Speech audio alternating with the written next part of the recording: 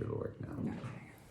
All right. All right. Science sip. Welcome back. Science Sip. A little delayed this week, but we're doing it. Yes, we are. Because it's Monday. And why should cocktails be reserved for Fridays? Yeah, especially the week of Thanksgiving. Yes, Thanksgiving week cocktail sip. Yeah. We're probably not really doing Thanksgiving here because it's a little hard in Greece to pull it all together. We'll have a cocktail party. We are having a cocktail party. And I was very excited because I thought today we might not have a pink cocktail, but we do. Oh, it's pink. It's very pink. This is, Children of the Dram. well, it's a bastardized child of the Dram. This is not one of the children that was recognized well. Anyway, it's a whiskey cocktail that Dimos learned how to make in Seattle. Yes. And we're trying to recreate here. Yes, without any of the proper ingredients. But... All right, well, let's All see. right, cheers. The lemon's the same, right? Mm-hmm.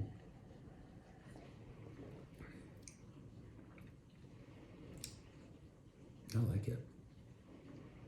It's lemony. I don't like the aftertaste.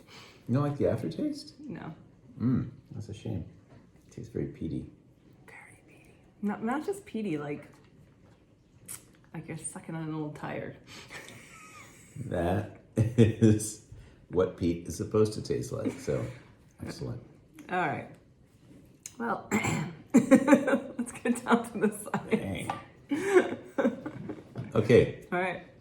So, What do you got? I've been researching the recent iPhone 14 launch. Now, why is that sciencey?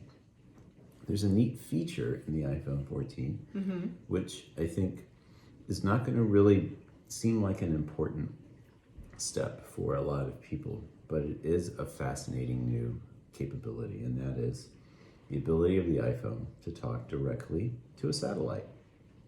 Interesting. Yes.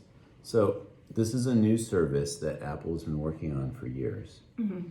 And it involves sidestepping your carrier for an emergency SOS message and not worrying about who handles cell phone. And in other words, basically zero cell phone coverage, no problem.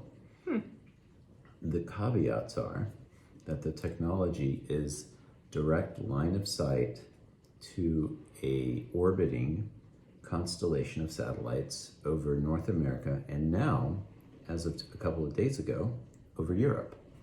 Okay, so it only works in two places currently. Yes, the North America and 4 countries in Europe: Germany, France, Ireland, and the UK. UK's not really. Can we say that the UK is in Europe? I mean, It's did they true, get kicked yes. out of the whole geographical Well, I think categorization? Ireland, I believe, is still Europe. So I think United Kingdom, Britain. So yes, and the technology, again, fascinating in that it's line of sight to the satellites, and it's very low data. So like we're talking about a sentence, like a text message that's like 10 words long is the reasonable amount of data, and it takes a long time. And so what we know in the world of communications is you either get a lot of bandwidth, i.e. speed, but you don't get great distance, or you can have long distance but very low speed. So what's the longest distance to get to? Deep space. And so, Well, I mean, the satellites aren't considered deep space, right? It's No, more they're level not. space, right? Yeah. So but compared to like the antenna on your cell phone, right. it's pretty far. Yeah. So it's basically emergency use only situation. And very slow. So this is not a situation where if like you're stuck in a car park and you have no cell phone service, you have an option. You have to somehow get out and into open sky. And when you do that, what will happen is there's a specialized antenna and piece of satellite connection hardware in your phone, and it'll even show you what direction roughly to point your phone to get the maximum performance. So you get a symbol on your phone that says point here or point there, and then you have to hold it for a minute while it tries to get confirmation that it sent the data. And then when you get that confirmation, your data goes not directly to the internet, Right. but to a system of downlink stations that are communicating with just this specific satellite cluster, satellite constellation. And these downlink stations are scattered around the US and now in Europe. And what they do is they'll take that text message, which includes your battery health and location, and then transfer it to the appropriate authorities. All right. Yeah. That's helpful. Yeah, it's an interesting bit of science and engineering that I thought I would share. Cool. So mine. Well, mine is an infectious disease, because that's what I find interesting, and it has to do with leprosy.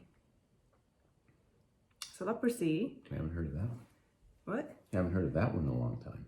No, well, it's still around. People still get leprosy. It's caused by a mycobacterium. So there's Mycobacterium tuberculum, which is tuberculosis, and there's Mycobacterium for leprosy. And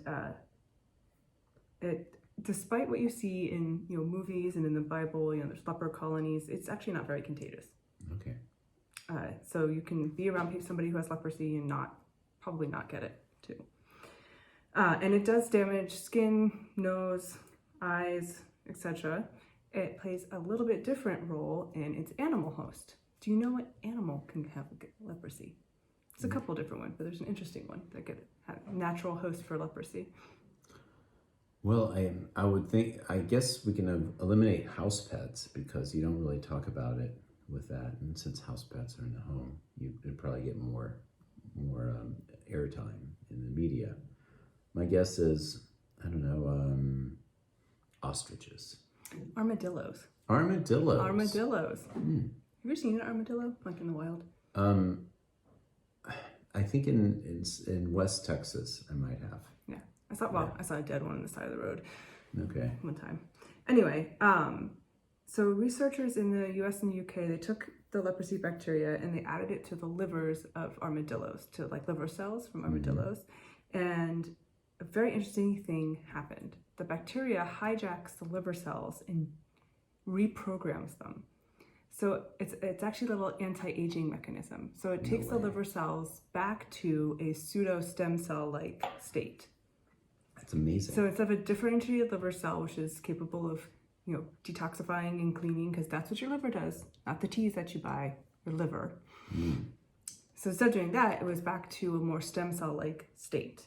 And this is interesting because it uses different pathways than scientists use to make stem cells. So in the lab, you can take differentiated cells and sort of walk them back in time, right? Deprogram them, if you will, and make them stem cell-like. However, those new stem cell-like cells are prone to things like cancer because of the way that deprogramming is done. This bacteria uses a different pathway, and so it's less likely that these de-differentiated cells in the armadillo livers will become cancerous. And so it's kind of just a cool little hijacking by a bacteria in one of its hosts. I don't know if armadillos get super sick with leprosy, if it just is kind of a... It's just interesting that you would go down that route and then pick the armadillo. Well, I picked the armadillo because I think it's one of the few natural hosts. Okay, fascinating. Yeah, scientists don't want to work with exotic animals if they don't have... Actually, scientists don't want to work with animals unless we have to, but especially not exotic animals, because you actually don't have the right reagents, like antibodies and things to stain cells for armadillos. Okay. It's actually a lot harder to do. But so anyway, I thought that was kind of interesting. And then I also wanted to give a little shout out to Dr. Samuel Katz, who was one of the inventors of the measles vaccine. He passed away recently, the ripe old age of 95. He was an absolute pillar in the virology and immunology world. And the measles vaccine has saved, I don't even know, millions of lives at this point. And so, yeah, really just a towering figure.